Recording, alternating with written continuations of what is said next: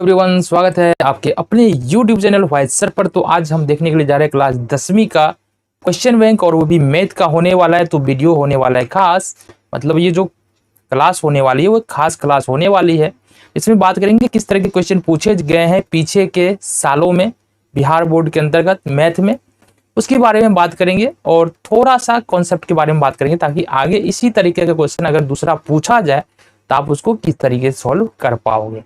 तो चलो शुरू करते हैं, ज्यादा बात करेंगे नहीं। पहला क्वेश्चन है हमारे पास, और पहला क्वेश्चन जो निकल के आया है ये आया है बहुपद चैप्टर से। क्वेश्चन क्या कह रहा है जरा देख लो। क्वेश्चन है सिंपली एक हमारे पास द्विघात समीकरण है, और बहुपद का क्वेश्चन कुछ मिलता जुलता होता है।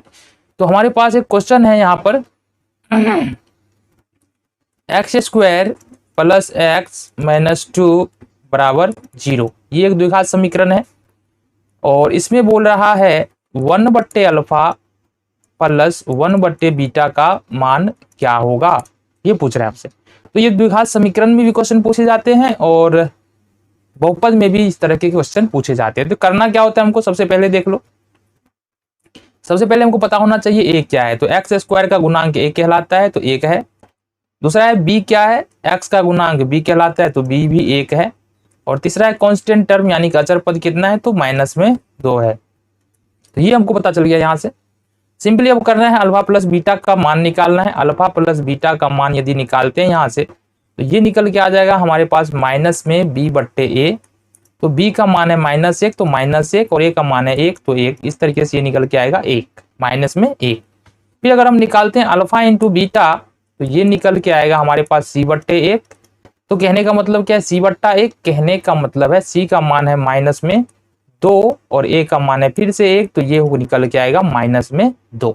Alpha plus beta, alpha plus into beta हमने निकाल लिया। अब हमको पूछ क्या रहा है, 1/अल्फा प्लस 1/बीटा का मान क्या होगा, जरा ये तो बता दो। बता दे रहे हैं अल्फा बीटा, इसका एलसीएम लेंगे तो अल्फा बीटा, सिंपली इनका जोड़ करना है। अल्फा से अल्फा कैंसिल हो जाएगा, बचेगा बीटा, तो ऊपर में आ जाएगा बीटा प्लस बीटा से बीटा कैंसिल होगा, बच जाएगा अल्फा, तो ऊपर में अल्फा आ जाएगा।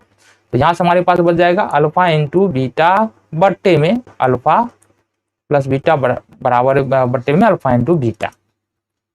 अब हमने निकाला है अल्फा इन प्लस बीटा का मान निकाला है -1, रख लेते हैं। अल्फा इंटू बीटा हमने निकाला है -2, ये भी रख लेते हैं। और ये जो फाइनली हमारा मान निकल के आया वो निकल के आया 1/2। तो इस तरीके के क्वेश्चन के साथ आप कैसे डील कर सकते हो, सबसे पहले हमको एबीसी पता करना होता है, फिर अल्फा प्लस बीटा और अल्फा इंटू बीटा का मान निकालना होता है। देन जो भी हमारा मान बोल रहा है जिसका भी निकालने का, यहाँ पर किसका बोल रहा है 1/अल्फा 1/बीटा, यहाँ पर थोड़ा सा कैलकुलेशन लगाना पड़ा और फिर हमने वैल्यू पुट किया। तो इस तरीके से आप क्वेश्चन सोल्व कर सकते हो। तो आंसर देख लेते हैं यहाँ पर कौन सा होने वाला है अपना 1/2। दूसरे क्वेश्चन पे आ जाए। चलो जी, दूसरा क्वेश्चन क्या कह रहा है देखो। बहुपद दिया है हमारे पास एक p ऑफ x बराबर x square minus 2x plus में 5। ये एक बहुपद है कि शून्यक a b हो तो a इंटू बी का मान निकाले। तो सबसे पहला बात जो हमको यहाँ पर भी ध्यान रखना है, a का मान यहाँ भी कितना हो जाएगा, इसमें देखेंगे तो एक्स स्क्वायर गुणांक 1 है तो 1 हो जाएगा। b का मान यानी x का गुणांक -2 है तो ये -2 हो जाएगा, और c का गुणांक हो जाएगा 5 यानी कांस्टेंट टर्म यहाँ पर 5 है। तो ये 3 बात हमको पता चल गया। अब देखो यहाँ पर यदि हमको अल्फा इंटू बीटा का मान निकालना होता है तो हम निकालते हैं c/a। ये e हो गया, तो ये निकालते हैं हम c/a, ये करते हैं ना। तो अब यहाँ पर चूंकि अल्फा बीटा नहीं लिया है, यहाँ पर बोल रहा है शून्यक a b हो तो a इंटू बी का मान वही होगा जो अल्फा इंटू बीटा का मान होता है। कहने का मतलब है c/a। c का मान है यहाँ पर 5, a का मान है 1, तो इसका आंसर सिंपली निकल के आ जाएगा 5। देखो 2 नंबर का क्वेश्चन क्या आंसर इसका 5, a नंबर ऑप्शन, यानी a और b दोनों का a नंबर ऑप्शन। तीसरा क्वेश्चन देख ले। चलो जी, 3rd नंबर का क्वेश्चन है 2 परिमेय संख्याओं के बीच कितनी परिमेय संख्या हो सकता है। तो बाबू 2 परिमेय संख्याओं के बीच अनंत रूप से अनेक संख्याएं हम निकाल सकते हैं। तो ये हमारा आंसर हो जाएगा अनंत। तो देखो क्वेश्चन में कुछ ज्यादा होता नहीं, इसको डिलीट कर रहे हैं ताकि आगे का क्वेश्चन हम सॉल्व कर सके। ज्यादा नहीं होता है, बस कॉन्सेप्ट थोड़ा सा क्लियर है ना, थोड़ी सी पढ़ाई आपने की है तो इस तरह की प्रैक्टिस करके क्वेश्चन की जब प्रैक्टिस करोगे पीछे के सालों में जो भी क्वेश्चन पूछा गया है, तो निश्चित तौर पर वो क्या होगा, आपका जो नंबर है एग्जाम में निश्चित तौर पर बढ़ेगा। तो प्रैक्टिस करना होता है, बातों को जानना होता है, थोड़ा मेहनत तो लगता है, मेहनत तो करना पड़ेगा, ये तो बात है, लेकिन मेहनत का जब फल भी मिलता है ना तो बहुत मजा है। नंबर जब अच्छे आ जाएंगे एग्जाम में तो फिर मजा आने वाला है ना। तो मेहनत करेंगे, क्यों नहीं करेंगे मेहनत। तीसरा नंबर का क्वेश्चन हमने कर लिया। चौथा नंबर का क्वेश्चन देख लो क्या है। चौथा नंबर का क्वेश्चन है हमारे पास, किसी बारंबारता का बहुलक होता है। अगर बारंबारता दिया हो तो उसका बहुलक क्या होता है। यहाँ पर ऑप्शन है कम से कम बारंबारता मान, माध्यम मतलब एक आंकड़ा ले लेते ताकि समझ में आ जाए। 4 है, 2 है, 5 है, 2 है, 7 है, 7 है, 2 है, 6 है, 6 है, 9 है, फिर 2 है। अगर इस आंकड़े में अगर हम देखें तो सबसे अधिक बारंबारता किसका है, 2, 2, 2, 2। तो यहां पर सबसे अधिक बारंबारता 1, 2, 3, 4, यानी कि 2 की बारंबारता निकल के आ रहा है 4। और इस आंकड़े का बहुलक भी पूछा जाएगा तो क्या हो जाएगा, बहुलक भी हो जाएगा 4। कहने का मतलब क्या है, सबसे अधिकतम बारंबारता किसी बारंबारता का बहुलक होता है अधिकतम बारंबारता मान, ये आंसर हो जाएगा अपना, यानी कि 4 अपना आंसर हो जाएगा। 5वें नंबर का क्वेश्चन देख लो क्या कह रहा है। यदि समांतर चतुर्भुज की सभी भुजाएं एक वृत्त को स्पर्श करे तो वह समांतर चतुर्भुज होगा। अब इसको दिखाने के लिए क्या कर सकते हैं अपन, देख लो जरा। इसको दिखाने का अपने पास तरीका है क्या, ये आ जाओ इधर, इधर इंसर्ट में आ जाओ। तरीका तो ना नजर आ रहा है यहाँ पर, चलो जी खुद कर लेते हैं। देखो एक वृत्त है इस तरीके का, और वृत्त के अंदर में कोई चतुर्भुज इस तरीके से बना हुआ है, इसकी चारों भुजाएं जो है वो वृत्त की परिधि को क्या कर रहा है, टच कर रहा है। तो ये जो चतुर्भुज होगा ना, ये वाला चतुर्भुज, ये कहलाएगा समचतुर्भुज। क्या कहला जाएगा, समचतुर्भुज कहला जाएगा, आगे से याद रखना। यानी कि वृत्त के अंदर कोई चतुर्भुज बना है और उसकी चारों भुजाएं वृत्त को स्पर्श कर रहा है, मतलब टच कर रहा है, तो वो जो बनेगा वो बनेगा समचतुर्भुज। 5वें नंबर का आंसर कौन सा हो जाएगा, सी नंबर ऑप्शन, देख लो जरा। चलो जी 6 नंबर का क्वेश्चन देखेंगे। 6 नंबर का क्वेश्चन क्या कह रहा है, 6 नंबर का क्वेश्चन कह रहा है 2, 3 की दूरी मूल बिंदु से होगी। कहने का मतलब क्या है, देखो समझो जरा बात को। ये हमने ग्राफ बनाया, इस तरीके से हम ग्राफ ड्रॉ करते हैं। अब इस ग्राफ पर कोई बिंदु है 2, 3, मान लो यहां पर होगा 2, 3। अब इसकी जो है मूल बिंदु ये हो गया, यहां से इसकी दूरी क्या होगी, तो मूल बिंदु से दूरी के लिए, ठीक है, मूल बिंदु से दूरी के लिए जो फॉर्मूला आता है हमारे पास उसको याद रखेंगे, x² प्लस में y²। यानी कि हमारे पास जो बिंदु दिया है ये दिया है 2, 3, इसमें पहला वैल्यू जो है वो x का होगा, दूसरा वैल्यू y का होगा। अब दूरी निकालना है, दूसरी फॉर्मूला पर रखना है हमको, √2 का स्क्वायर प्लस 3 का स्क्वायर, तो ये हो जाने वाला है 2 दूनी 4 और 3 तिया 9, ये हो जाएगा √13 अपना आंसर हो जाएगा। देखो चेक करो आंसर, तो ये हो जाने वाला है √13 आंसर। नेक्स्ट क्वेश्चन है 7वें नंबर का, लेकिन इससे पहले हमको इसको मिटाना पड़ेगा, तो नोट करना है, वीडियो रोको, नोट करो, फिर आगे बढ़ते हैं, ठीक है। तो अभी तक हमने क्या देखा है कि क्वेश्चन ऐसा नहीं है कि बहुत ज्यादा मुश्किल होता है, थोड़ा सा फॉर्मूला याद रहे, थोड़ा सा आपने अच्छे से पढ़ाई किया हो, बेसिक मैथ का जो बेसिक है वो ठीक है, तो इतना मुश्किल क्वेश्चन नहीं आता है एग्जाम में भी। 10th के एग्जाम में भी क्या होता है, इतना मुश्किल क्वेश्चन नहीं था, इजीली आप कर पाओगे। बस हमने जो कहा, मेहनत तो करना पड़ता है ना। चलो जी आगे देखते हैं 7 नंबर का क्वेश्चन क्या कह रहा है, इसको थोड़ा ध्यान से देखना है। एक अर्धगोले का आयतन दिया है, अर्धगोले का आयतन दिया हुआ है हमारे पास, और ये दिया है 19,404 घन सेंटीमीटर। तो अर्धगोले का कुल पृष्ठीय क्षेत्रफल निकालना है। सबसे पहली बात जो यहाँ पर निकल के आती है, अर्धगोले का आयतन दिया है, तो अर्धगोले का आयतन बराबर फॉर्मूला क्या होता है। अच्छा, अर्धगोला होता क्या है, मतलब अर्धगोले का मतलब है एक इस तरीके का, यदि आपके पास कटोरा हो ऐसे का, तो ये होता है हमारा अर्धगोला। ठीक है, इसका हमको क्या करना है, निकालना तो है कुल पृष्ठीय क्षेत्रफल, लेकिन हमको फिलहाल आयतन दिया हुआ है।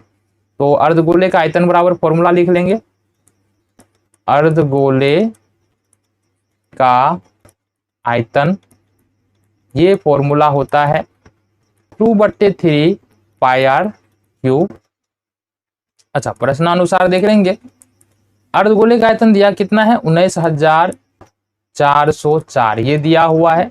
ये होगा 2/3, ये हो जाएगा 22/7 पाई का मान, और आर क्यू का हम आर क्यू रहने देंगे।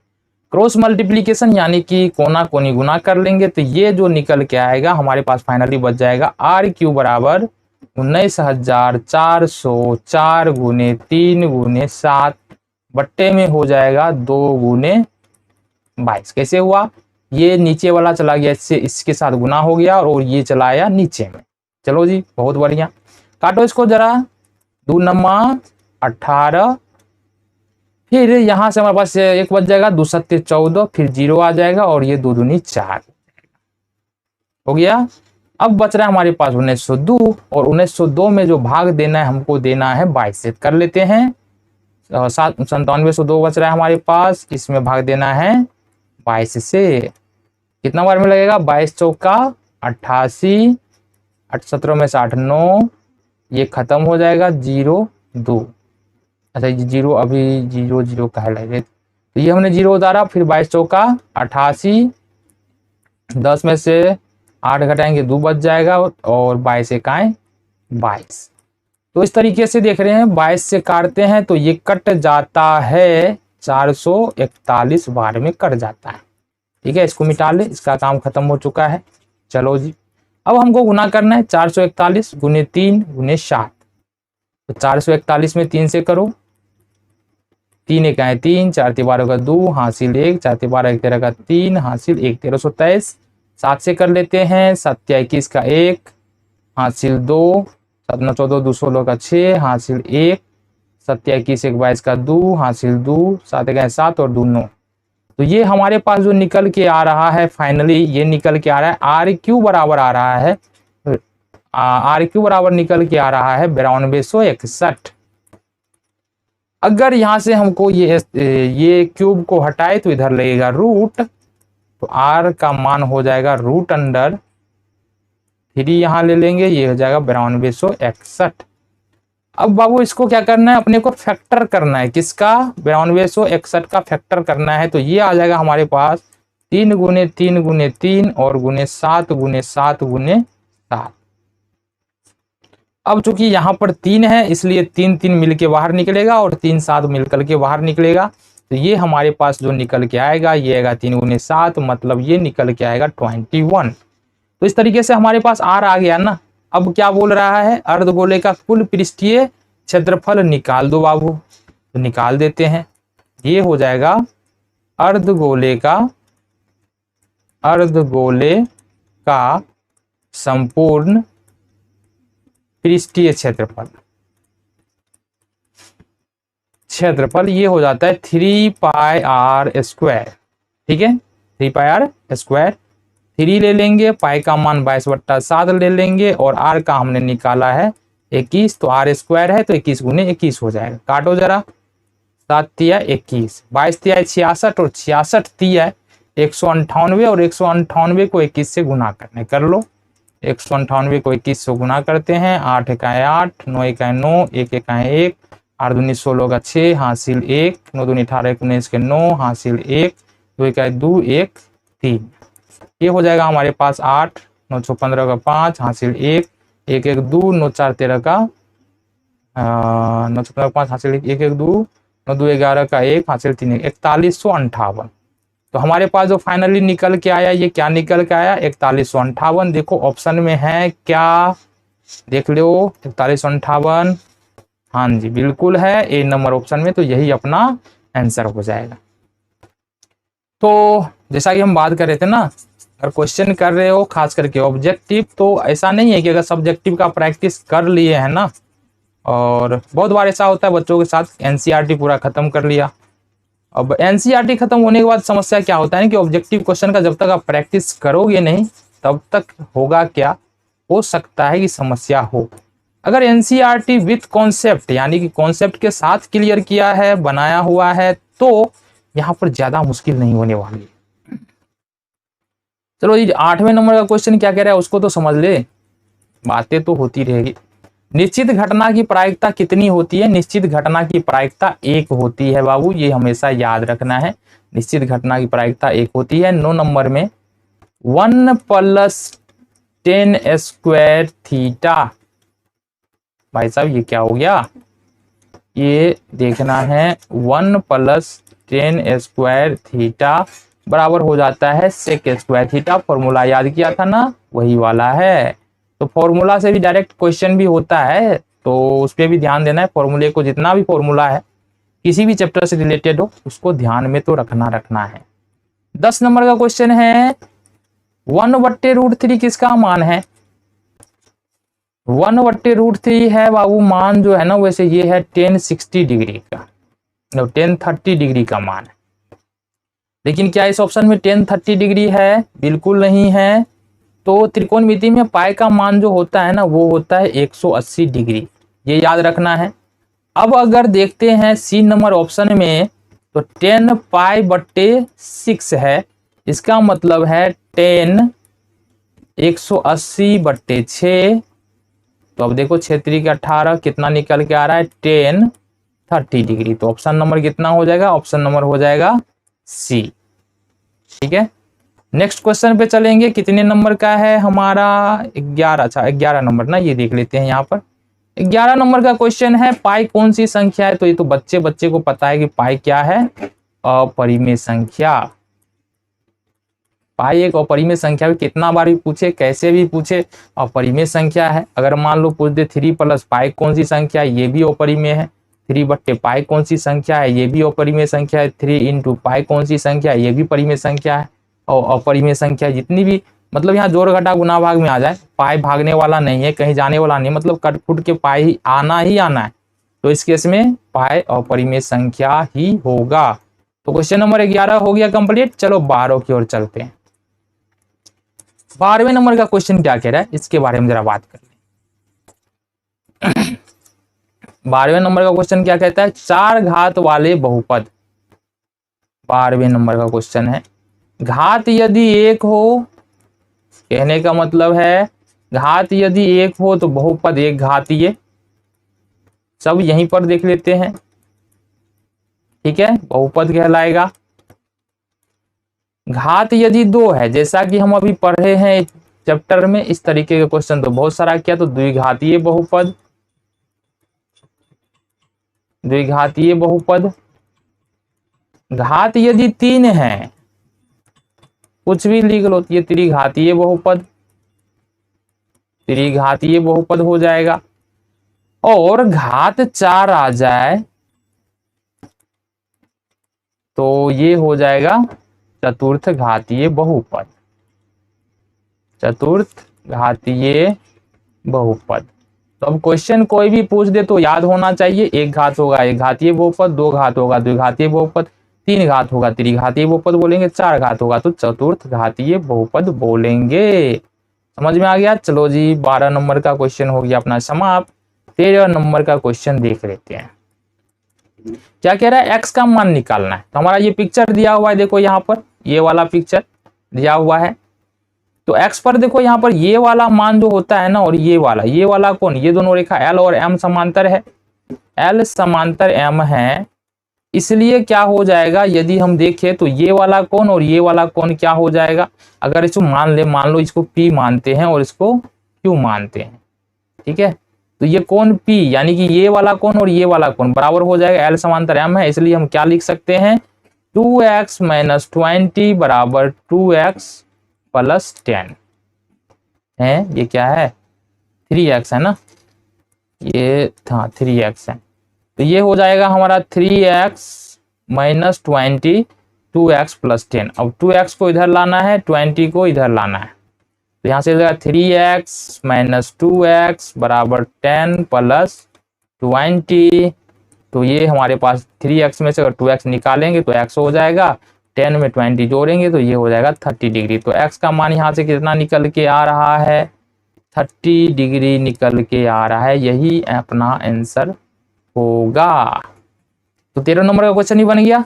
देखेंगे 14वें नंबर क्वेश्चन को, लेकिन हमको इसको मिटाना पड़ेगा, तो नोट करना है। तो क्या कर सकते हैं, वीडियो रोकना है, नोट करना है, ठीक है। तो अभी तक क्वेश्चन कुछ ऐसा नहीं है, बहुत ज्यादा मुश्किल आ रहा है। अब पूरा एनसीईआरटी मैथ भी किए हो, चाहे अदर प्रकाशन का भी किए हो, तो देखो जैसे जैसे बातें आ रही है ना, तो थोड़ा समझ में और दिमाग में बातें आ रही कि क्वेश्चन को किस तरीके से हमको आगे लेकर के चलना है। फिलहाल बात करेंगे क्वेश्चन नंबर 14 का, और इस क्वेश्चन को थोड़ा ध्यान से देखना है। मुश्किल तो नहीं बोल सकते हैं, लेकिन आसान भी बिल्कुल नहीं बोल सकते हैं। कॉन्सेप्ट लग रहा है यहाँ पर, इसलिए। तो त्रिभुज एबीसी हमारे पास है पहले से, जैसा कि ये चित्र में दिया हुआ है। एबीसी एक त्रिभुज दिया हुआ है, और बीडी है, बीडी लंब बीसी है। मतलब ये कोण 90 डिग्री का ये प्रश्न में बोल रखा है कि कोण ए बराबर 90 डिग्री है। साथ ही साथ ये लंब खींचा हुआ है, एडी लंब बीसी है, तो ये भी 90 डिग्री हो जाएगा और ये भी 90 डिग्री हो जाएगा। क्लियर। चलो जी, हमको निकालना है एडी का मान, यानी कि ये जो एडी दिख रहा है ना, ये डी, ये खड़ा, इसका मान निकालना है। तो सबसे पहली बात, आप पाइथागोरस प्रमेय को समझते हो, जानते हो, तो क्वेश्चन ही बिल्कुल आसान है, कोई समस्या नहीं होने वाली। तो पाइथागोरस प्रमेय हमको क्या बताता है, जरा और बात करें। पाइथागोरस प्रमेय कहता है कर्ण का स्क्वायर, या ऐसे लिख सकते हैं लंब का स्क्वायर प्लस आधार का स्क्वायर बराबर कर्ण का स्क्वायर। ये पाइथागोरस प्रमेय हमको बताता है। हम बहुत लोग ऐसे भी लिखते हैं इसको, p का स्क्वायर प्लस b का स्क्वायर बराबर h का स्क्वायर, इस तरीके से भी हम लोग लिख लेते हैं। तो पाइथागोरस प्रमेय ये बताता है। अब हम यहां से देखेंगे त्रिभुज एबीसी में, त्रिभुज एबीसी में अगर पाइथागोरस प्रमेय लगाते हैं तो ये क्या हो जाएगा, ये हो जाएगा ac का स्क्वायर प्लस यहां से देखेंगे ab का स्क्वायर, ab का स्क्वायर बराबर ac का स्क्वायर। ये पाइथागोरस प्रमेय से हो जाएगा हमारे पास। अब यहां से क्या है कि AC का स्क्वायर तो AC का स्क्वायर रहने वाला है, AB का स्क्वायर तो AB का स्क्वायर रहने वाला है, और AC का दो पार्ट है, AD है और BD है। AD और BD है। AD का मान इसको लिख सकते हैं AD और BD, यानी AD प्लस BD का स्क्वायर, इसको इस तरीके से हम लिख सकते हैं ताकि आपके समझ में आए, क्योंकि AD और BD मिलकर के ही तो AB बन रहा है ना।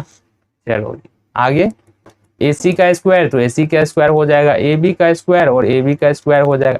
AD का मान 4 दिया है, BD का मान 9 दिया है, तो इसका कर लेंगे स्क्वायर। AC का स्क्वायर हो जाएगा प्लस AB का स्क्वायर हो जाएगा, और बराबर में 9 4 13, 13 का स्क्वायर करेंगे तो 169। इसको मान लेते हैं इक्वेशन फर्स्ट। इसी तरीके से देखेंगे त्रिभुज ABD में, नहीं ACD में, है ना। अब त्रिभुज ACD में, ACD में अब यहाँ पर क्या है, अब देखो ये ACD भी एक समकोण त्रिभुज है जिसमें D समकोण है, तो समकोण की सामने वाली भुजा क्या हो जाएगा, कर्ण हो जाएगा। बाकी दो बचेगा, एक लंब और एक आधार हो जाएगा। तो हम यहाँ से लिख सकते हैं क्या, लंब का स्क्वायर, लंब या आधार का स्क्वायर ले लो, CD का स्क्वायर लिख सकते हैं। ये हो जाएगा CD का स्क्वायर प्लस AD का स्क्वायर बराबर यहाँ से हो जाएगा AC का स्क्वायर, सामने लंब है AC का स्क्वायर। अब यहाँ पर CD कितना दिया हुआ है, देखो जरा, CD यहाँ से लेके यहाँ तक कितना दिया हुआ है, 4 सेंटीमीटर। तो CD का स्क्वायर, ये तो 4 का स्क्वायर हो जाएगा। AD हमारे पास आए, तो AD का स्क्वायर बराबर AC का स्क्वायर हो जाएगा। ये हो जाएगा 4 चौका 16 प्लस AD का स्क्वायर बराबर AC का स्क्वायर। इसको मान लेंगे समीकरण नंबर 2, ठीक है। इसी तरीके से आगे कर लेंगे हम त्रिभुज ABD में, त्रिभुज ABD में अब त्रिभुज एबीडी में आएंगे ना तो ये समकोण है, इसके सामने वाला कर्ण हो जाएगा, बाद बाकी जो भुजा बचेगा वो लंब आधार हो जाएगा। यहाँ पर लिख सकते हैं क्या चीज, बीडी का स्क्वायर प्लस एडी का स्क्वायर, बीडी का स्क्वायर प्लस एडी का स्क्वायर बराबर एबी का स्क्वायर, ये लिख सकते हैं बिल्कुल। थोड़ा ऊपर कर ले इसको। अब यहां से देखेंगे तो बीडी हमारे पास कितना दिया है, देखो यहां से यहां तक बीडी, ये वाला जो मान दिया है ये वाला बीडी यही है, बीडी दिया है 9, तो यहां से लिख लेंगे 9 का स्क्वायर प्लस एडी का स्क्वायर बराबर एबी का स्क्वायर। तो फाइनली हमारे पास ये जो निकलेगा, ये निकलेगा 81 प्लस एडी का स्क्वायर बराबर एबी का स्क्वायर, इस समीकरण हो जाएगा 3। ठीक है, अब सिंपली हमको करना क्या है, करना ये है जो समीकरण 2 है और समीकरण 3 में हमने जो मान निकाला है ए बी स्क्वायर और ए सी स्क्वायर, उस मान को हमको समीकरण 1 में रख देना है। ठीक है, यहां से रख लेते हैं, देखो इस तरीके से समीकरण 2 और 3 का मान समीकरण 1 में रखने पे, समीकरण 1 में रखने पर, तो समीकरण 1 क्या है हमारे पास, ए सी का स्क्वायर प्लस ए बी का स्क्वायर है, ये है हमारे पास ए सी का स्क्वायर प्लस ए बी का स्क्वायर बराबर 169, ये है 169। अच्छा, ए सी का स्क्वायर हमने क्या निकाला था, ए सी का स्क्वायर निकाला था समीकरण 2 में 16 प्लस ए डी का स्क्वायर, तो हो जाएगा 16 प्लस ए डी का स्क्वायर प्लस ए बी का क्या, ए बी का स्क्वायर हमने क्या निकाला था, ए बी का स्क्वायर हमने निकाला था, ए बी का स्क्वायर होगा 9 का स्क्वायर प्लस ए डी का स्क्वायर, ये हो जाएगा 9 का स्क्वायर प्लस ए डी का स्क्वायर, ये हो जाएगा 169। अब ए डी का स्क्वायर और ए डी का स्क्वायर ये हो जाएगा 2AD का स्क्वायर प्लस ये हो जाएगा कितना, ये क्या हो गया, ए डी का स्क्वायर 81 सही, ये 81 होगा ना, इसको 81 में तब्दील करना पड़ेगा, ए डी का स्क्वायर 81 प्लस ए डी का स्क्वायर, ये ना। अब इसको जोड़ लेते हैं, 6 1 7 हो जाएगा और 8 1 9 हो जाएगा बराबर 169 हो जाएगा। यहां से करेंगे तो 2AD का स्क्वायर बराबर 169 माइनस 97 हो जाएगा। यहां से देखेंगे, अब अगर ये करे तो 2AD का स्क्वायर बराबर हो जाएगा, यहां से घटा लेंगे कितना हो जाएगा, ये निकल के आएगा अपने पास 72। अब यहां से काटेंगे तो 36 दूनी कितना हो जाएगा, 72 हो जाएगा। अब AD बराबर लिखेंगे तो √36 बराबर 6 निकल के यहाँ से अपना आंसर आ रहा है। ठीक है, इस तरीके से हमने क्वेश्चन सॉल्व किया, इसलिए हमने कहा था थोड़ा इसको देखना पड़ेगा इस क्वेश्चन को। तो यहाँ से AD का मान कितना आ जाएगा, AD का मान आ जाएगा 6। ठीक है, आगे का क्वेश्चन देखना है, लेकिन इसको हमको क्या करना पड़ेगा, मिटाना पड़ेगा। तो थोड़ा हम यहाँ पर रख लें, अगर नोट करना है तो अभी यहाँ पर वीडियो को रोको, नोट करो, और थोड़ा और हम ऊपर कर दे रहे हैं, अब यहाँ से भी नोट कर सकते हो। ठीक है, रोका हमने वीडियो, नोट कर लो, चलो नोट कर सकते हैं। तो अब आ जाओ, इसको मिटा लेते हैं ताकि हमको आगे का काम करना है, तो इस सबको मिटाना पड़ेगा, हटाना पड़ेगा। तो कुछ कुछ क्वेश्चन होते हैं, अब एग्जाम है तो कुछ कुछ क्वेश्चन तो होंगे थोड़ा सा हार्ड बोल सकते हैं, वही आपका कॉन्सेप्ट क्लियर है, वो क्वेश्चन भी आप कर पाओगे। मेहनत कितना किया है ये डिपेंड करता है, और कुछ क्वेश्चन तो बहुत हल्के होते हैं, बहुत आसान होते हैं, जब आसानी से कर सकते हैं। जैसे हमने बहुपद का क्वेश्चन किया, द्विघात समीकरण का किया, कोऑर्डिनेट ज्योमेट्री का किया, तो ये क्वेश्चन बिल्कुल आसान थे, कोई समस्या नहीं हुआ। अब ये जो क्वेश्चन है ना ज्योमेट्री वाला, यदि ज्योमेट्री का कॉन्सेप्ट क्लियर है तो फिर होगा, नहीं तो थोड़ा सा मुश्किल तो हो सकता है। आगे क्वेश्चन देख लो, 15 नंबर का क्वेश्चन करना है अपने को। 15 नंबर का क्वेश्चन क्या कह रहा है ये समझ लेते हो जरा। बिंदु माइनस XY की दूरी मूल बिंदु से कितनी होगी। तो मूल बिंदु से दूरी हमने अभी बात किया है, मूल बिंदु बूंदी लिख रहे हैं ना, मूल बिंदु से दूरी बराबर, फॉर्मूला क्या हमने बताया था, एक्स स्क्वायर प्लस वाई का स्क्वायर। तो ये हो जाएगा रूट अंडर कितना दिया है हमारा, एक्स का मान माइनस एक्स दिया है, माइनस एक्स का स्क्वायर हो जाएगा, और वाई का मान तो वाई ही है तो वाई का स्क्वायर हो जाएगा। देखो एक्स को अगर माइनस एक्स को 2 बार गुना कर लेंगे ना तो वो प्लस में हो जाएगा, तो मतलब x square plus y square, यही अपना आंसर हो जाएगा। बिल्कुल आसान सा। कितना नंबर क्वेश्चन है, 15 नंबर का क्वेश्चन है। तो root under x square y square ये अपना आंसर हो जाएगा।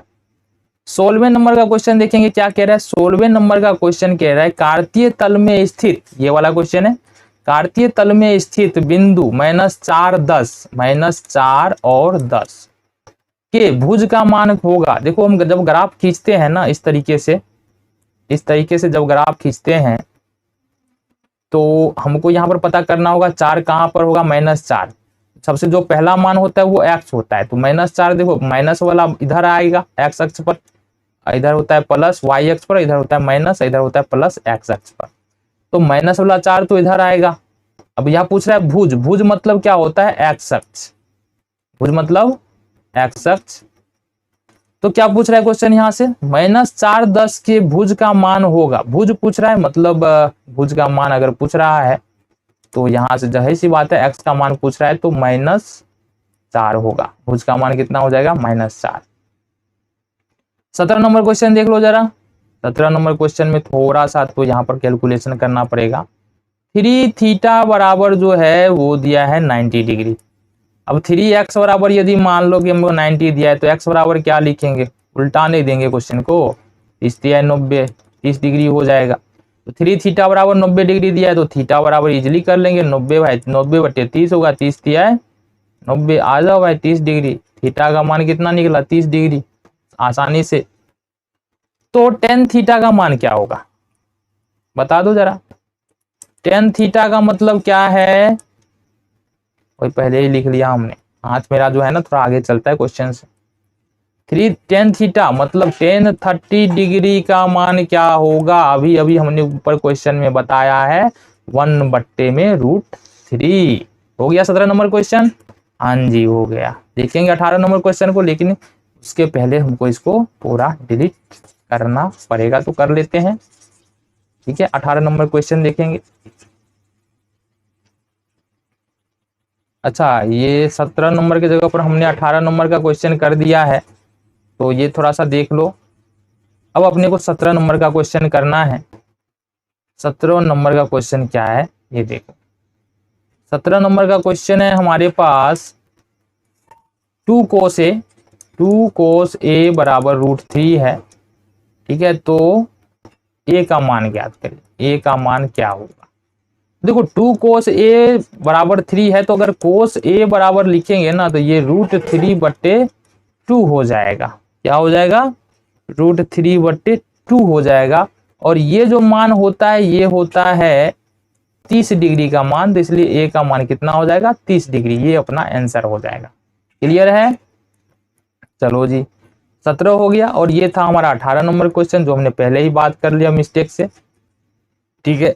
चलो जी आगे देख लेना है हमको, इसको मिटा ले, वही बात है, नोट करना है तो वीडियो रोको नोट करो, और नोट जरूर करना, क्योंकि देखो होता है ये है ना कि लगता है अभी समझ में आ गया, लेकिन दिक्कत क्या होगा बाद में जब करने जाओगे तो होगा नहीं। नोट करने से कुछ ज्यादा बातें समझ में आती है, और दूसरी बात है हमारे पास जो है वो सुरक्षित हो जाता है। क्वेश्चन पेपर निकालो, क्वेश्चन बैंक निकालो, फिर से प्रैक्टिस कर सकते हैं। नोट नहीं किए तो वही काम दोबारा वीडियो देखने जाएंगे, जिसमें समय ज्यादा क्या होगा, खराब होगा। तो फायदे का बात है, नोट कर लो, नोट करने में कौन सा ज्यादा बात है, समझ भी ज्यादा आएगा। और उसके बाद थोड़ा सा समय की दोबारा रिवीजन करना होगा ना, तो वीडियो खोलने की जरूरत नहीं है, अब करने की जरूरत है तो आओ खोलो वीडियो, फायदा तो हमको ही होने वाला है ना। चलो नेक्स्ट क्वेश्चन देख लेंगे। 18 हो गया। 19 नंबर, जब किसी अनुक्रम को किसी पद के नियम के तहत लिखे जाते हैं तो उसे कहते हैं, कहने का मतलब है 19 नंबर क्वेश्चन में क्या कह रहा है, देखो नियम के तहत मतलब 2 4 6 8 10, इसको हमने एक नियम के तहत रखा लिखा, मतलब हर पद के बीच में 2 का अंतर है। तीसरा लिख रहे 3 6 9 12 15 18, इसको भी हमने नियम के तहत रखा।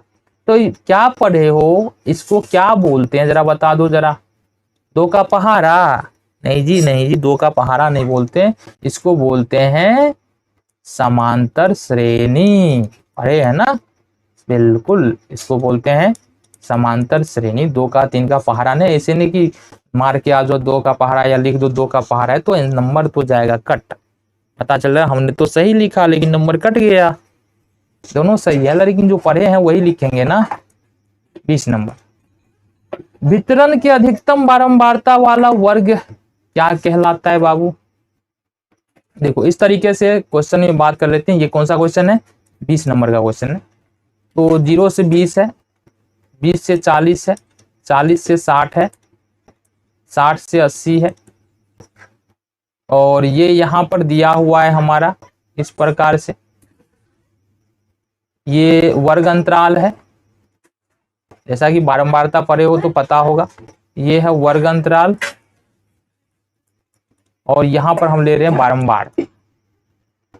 ठीक है, तो बारंबारता में क्या ले हम, मान लो इसका 5 है, इसका 7 है, इसका 4 है, 6 है, इसका 2, मतलब 20 से 40 की जो बारंबारता है वो 7 है। ये पूछ रहा है कि ये वर्ग जो है ना क्या कौन सा वर्ग कहलाएगा। ये जो 20 से 40 वाला वर्ग है जिसमें सबसे अधिक बारंबारता है 7, ये कौन सा वर्ग कहलाएगा? तो ये बहुलक वर्ग कहलाता है। कौन सा वर्ग कहलाता है? बहुलक वर्ग कहलाता है। समझ में आ गया? आ गया ना समझ में? अगर सबसे अधिक बारंबारता देखो यहाँ पर कितना है, 7 है, और ये इस पूरे वर्ग को पकड़ना है और ये पूरा वर्ग जो है वो बहुलक वाला वर्ग कहला जाता है। समझ में आ गया? चलो जी।